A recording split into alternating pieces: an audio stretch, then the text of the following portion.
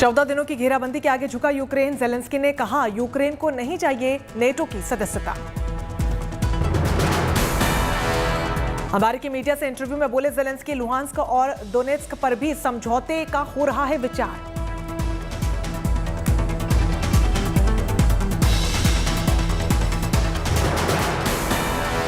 Zelensky ने साधा NATO पर निशाना, कहा यूक्रेन को स्वीकार करने को नेटो तैयार नहीं। जंग खत्म करने की रूस और यूक्रेन की एक और कोशिश, कल दोनों देशों के विदेश मंत्रियों की होगी मुलाकात। तुर्की में मिलेंगे रूस और यूक्रेन के विदेश मंत्री, बीच का रास्ता निकालने की होगी कोशिश।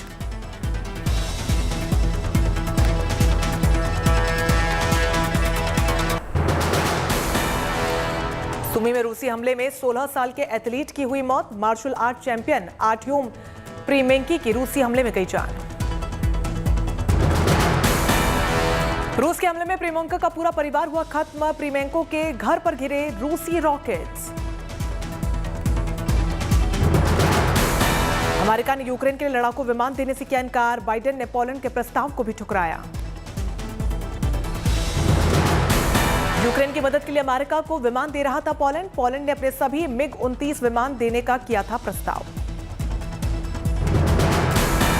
फ्रांस के राष्ट्रपति इमैनुअल मैक्रों की अपील, यूक्रेन में जारी संघर्ष को देखते हुए अंतर्राष्ट्रीय समुदाय रूस से बातचीत जारी रखे।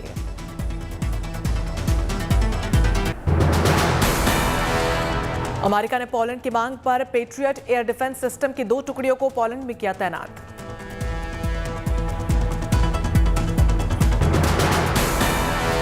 अमेरिका ने बताई पोलैंड में एयर डिफेंस सिस्टम तैनात करने की वजह, कहा नेटो देशों पर मंडराते खतरे की वजह से लिया गया फैसला।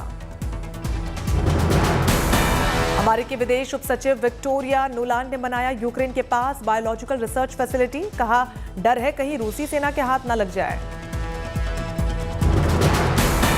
अमेरिकी सेनेटर मार्को रूबियो ने पूछा कि क्या यूक्रेन के पास केमिकल या बायोलॉजिकल हथियार है, जिसके जवाब में विक्टोरिया नुलांड ने कहा यूक्रेन के पास केमिकल या बायोलॉजिकल हथियार नहीं है, बायोलॉजिकल रिसर्च फैसिलिटी जरूर है।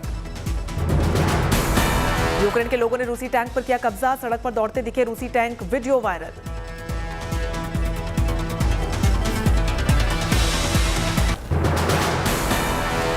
रूस के खिलाफ यूक्रेन का बड़ा एक्शन, भारी मात्रा में रूसी हथियार बरामद, नेशनल गार्ड ने की कार्रवाई। सुमी में भी यूक्रेन ने किया पलटवार, कई रूसी टैंक और सैन्य गाड़ियों को किया तबाह। घुसपैठ की कोशिश में रूस की फौज, क्रीमिया के रास्ते रूस का खुफिया ऑपरेशन।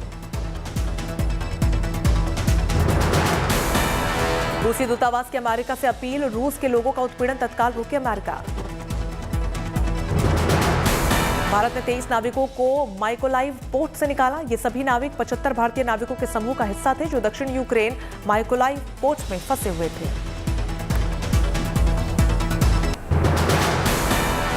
यूक्रेन में फंसी पाकिस्तानी लड़की को भारत ने निकाला, प्रधानमंत्री मोदी को कहा शुक्रिया।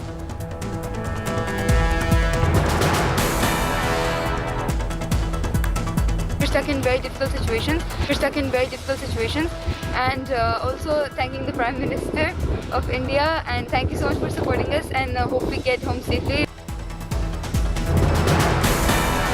यूक्रेन में कई मौकों पर हिंदुस्तानी छात्रों ने की पाकिस्तानी छात्रों की मदद। पाकिस्तानी दूतावास ने भी अपने छात्रों की मदद के लिए हिंदुस्तानी छात्रों पर जताया भरोसा। और फिर हमने प्लानिंग की कि हम स्टेशन जाके यहाँ से निकलेंगे। तभी जो पाकिस्तानी लड़की थी मेरे साथ, उसको एम्बेसी से कॉल आने लग गई कि आप कहाँ हैं, कैसे हैं। तो उसने बताया कि मैं सर अकेली हूँ और मैं कीव में ही अभी तक। तो उन्होंने देखा कि वो अकेली है, तो कैसे हैं। तो उन्होंने पूछा कोई और नहीं आपके, तो उन्होंने बताया कि एक इंडियन लड़का है। तो फिर उन्होंने कहा कि जी आप इनको ले आइए सेफ्टी कंसर्ट के लिए, ये आपके साथ रहेंगे तो थोड़ा हेल्प हो जाएगी। तब फिर वहाँ से हम चल पड़े। यूक्रेन से 9 बांग्लादेशी भी बचाए गए। बांग्लादेश की प्रधानमंत्री शेख हसीना ने प्रधानमंत्री मोदी को कहा धन्यवाद।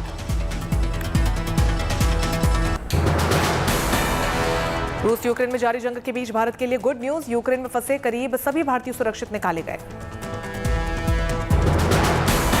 सुमी में फंसे करीब 700 छात्रों को भी सुरक्षित निकाला गया। 12 दिनों से फंसे हुए थे छात्र। भारतीय छात्रों को बसों के जरिए सुमी से निकाल लिया गया है। रेड क्रॉस और भारतीय दूतावास के अधिकारी भी साथ में रहे मौजूद। सुमी में लगातार हो रही बमबारी के हालातों को देखते हुए प्रधानमंत्री मोदी ने यूक्रेन और रूस के राष्ट्रपति से की बात। ऑपरेशन गंगा के तहत अब तक करीब 18,000 छात्रों की हो चुकी है वतन वापसी। एयर इंडिया के साथ वायुसेना के विमानों का भी होगा इस्तेमाल। यूक्रेन पर हमले के जवाब में रूस ने अपने व्यापार को अस्थायी रूप से निलंबित करा है। मल्टीनेशनल कंपनियां निलंबित कर रही हैं।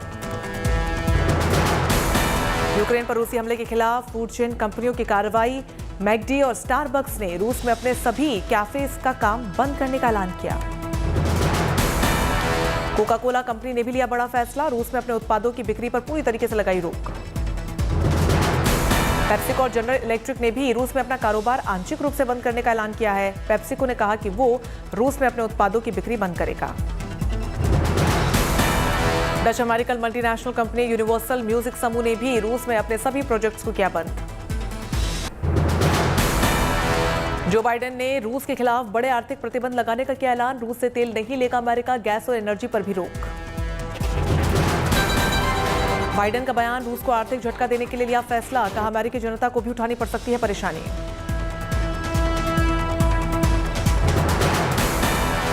ज़ेलेंस्की ने अमेरिका के फैसले का किया स्वागत। कहा पुतिन की वार मशीन को झटका देने के लिए अमेरिका का शुक्रिया।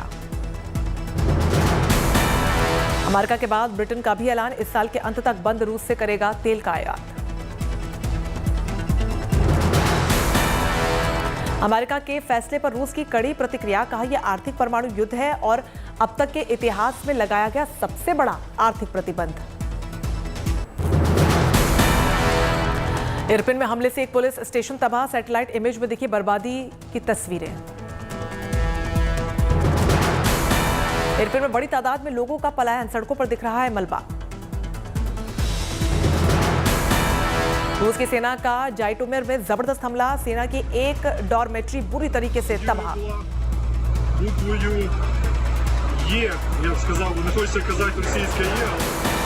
खार्किव इलाके में जबरदस्त बमबारी की खबर। 170 से ज्यादा लोगों की गई जान। ओख्तिरका में भी रूसी फौज ने की बमबारी। इमारतें तबाह। रिहायशी इलाकों में पसरा सन्नाटा। यूक्रेन के पूर्वी शहर सेवरोडोनेट्स्क में हुई गोलाबारी। 10 लोगों की गई जान। इज्यूम शहर में अस्पताल की इमारत तबाह। अब तक 61 अस्पताल तबाह। यूक्रेन का दावा, रूस के वोल्गोग्रेड रीजन के कमांडर यूरी अगरकोव को मार गिराया गया। तस्वीर जारी की। अमेरिकी रक्षा मंत्रालय का अनुमान, अब तक मारे जा चुके हैं 2 से 4,000 रूसी सैनिक। स्टार बेल्सक में यूक्रेन के लोगों ने अलगाववादियों का झंडा नीचे उतारा। यूक्रेन का झंडा लहरा दिया।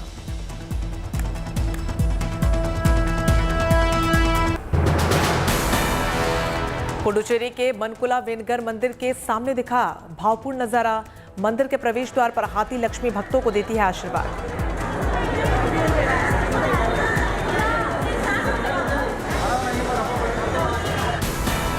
वडोदरा के रिहायशी इलाके में एक मगरमच्छ को किया गया रेस्क्यू। वन विभाग ने मगरमच्छ को वापस नदी में छोड़ा। हिमाचल प्रदेश के काजा में स्नो फेस्टिवल का हुआ आयोजन। फेस्टिवल के दौरान महिलाओं ने किया पारंपरिक नृत्य।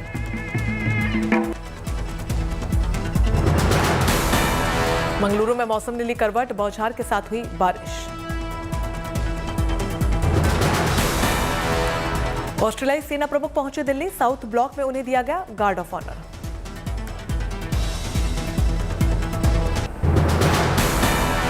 मुंबई के पूर्व पुलिस कमिश्नर परमवीर सिंह की याचिका पर सुप्रीम कोर्ट में सुनवाई 24 मार्च तक टली। सुप्रीम कोर्ट को तय करना है कि मामले की सीबीआई जांच हो या नहीं। विपक्ष के हंगामे के बीच पेश हुआ मध्य प्रदेश का बजट। सरकारी कर्मचारियों का महंगाई भत्ता 20% से बढ़ाकर 31% किया गया। मध्य प्रदेश में चिकित्सा क्षेत्र के लिए गुड न्यूज। प्रदेश सरकार मध्य प्रदेश में खुलेगी 22 नए मेडिकल कॉलेजेस। शेयर बाजार में आई तेजी। सेंसेक्स में दर्ज की गई बढ़त। निफ्टी में भी दर्ज की गई तेजी। देश में आज है कोरोना के 4,575 नए मामले। एक्टिव केसेस 46,962 पर पहुंचे। एमसीडी चुनाव को लेकर आज होगा ऐलान। शाम 5 बजे राज्य निर्वाचन आयोग प्रेस कॉन्फ्रेंस में देगा जानकारी। कारोबारी विजय माल्या को लेकर सुप्रीम कोर्ट में अब कल होगी सुनवाई। कोर्ट की अवमानना का माल्या पर चल रहा है मुकदमा। बजट सत्र के दौरान तेलंगाना के मुख्यमंत्री केसीआर ने की बड़ी घोषणा, कहा जल्द ही भरी जाएंगी 91,000 से ज्यादा सरकारी नौकरियां। सीएम ने सरकारी नौकरी में आवेदन करने के लिए अधिकतम आयु को लेकर भी दी राहत, उम्र सीमा 10 साल बढ़ाई। राजस्थान के बाद छत्तीसगढ़ में भी पूरी पेंशन योजना का सियासी दांव, विधानसभा में सीएम भूपेश बघेल की बड़ी घोषणा। 11 मार्च से 2 दिवसीय गुजरात दौरे पर पीएम मोदी अहमदाबाद में करेंगे रोड शो।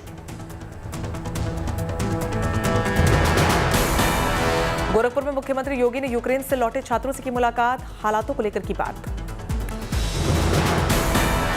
राहुल गांधी की संजय राउत को चिट्ठी, कहा आपको निशाना बनाने वाली जांच एजेंसियों की निंदा करता हूं। शिरोमणि अकाली दल के प्रधान सुखबीर बादल पहुंचे सचखंड श्री हरमिंदर साहिब, पूर्व केंद्रीय मंत्री हरसिमरत बादल भी साथ में रहे मौजूद। बिहार के बगहा में एसएसबी की ओर से अमृत महोत्सव के तहत सेमिनार का हुआ आयोजन, लोगों को सुरक्षा उपकरणों की दी गई जानकारी। पुणे के प्राची धावल देव ने बनाया 100 किलो का शाही cake, world book of records में दर्ज हुआ नाम।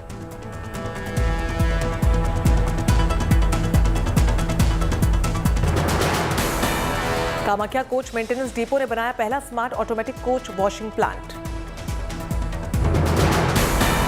कामाख्या कोच मेंटेनेंस डिपो में पर्यावरण का भी रखा गया है ख्याल, पानी की बचत की भी पूरी व्यवस्था। राजस्थान की पूर्व मुख्यमंत्री वसुंधरा राजे के जन्मदिन पर बूंदी में जुटे 35,000 कार्यकर्ता, कार्यक्रम में 42 विधायकों ने भी की शिरकत। श्रमिकों को दिल्ली में श्रम पुरस्कार से किया गया सम्मानित, केंद्रीय मंत्री भूपेंद्र यादव ने दिया सम्मान। ईवीएम को लेकर मचे हंगामे पर निर्वाचन आयोग ने दिया जवाब, आरोपों को बताया निराधार। वाहनों से मिली ईवीएम पर निर्वाचन आयोग ने साफ की स्थिति, कहा वाराणसी में ट्रेनिंग के लिए लाई गई थी मशीनें। आयोग ने विभिन्न दलों के आरोपों के जवाब में जारी किया पत्र, कहा मतदान के दौरान नहीं हुआ इन ईवीएम का इस्तेमाल। वाराणसी जिला निर्वाचन अधिकारी ने दी सफाई, कहा मतदान में इस्तेमाल हुई ईवीएम स्ट्रांग रूम में सुरक्षित। यूपी सरकार ने भी ईवीएम की सुरक्षा को लेकर दिया आश्वासन, केंद्रीय अर्धसैनिक बलों के सुरक्षा घेरे में रखी गई हैं मशीनें।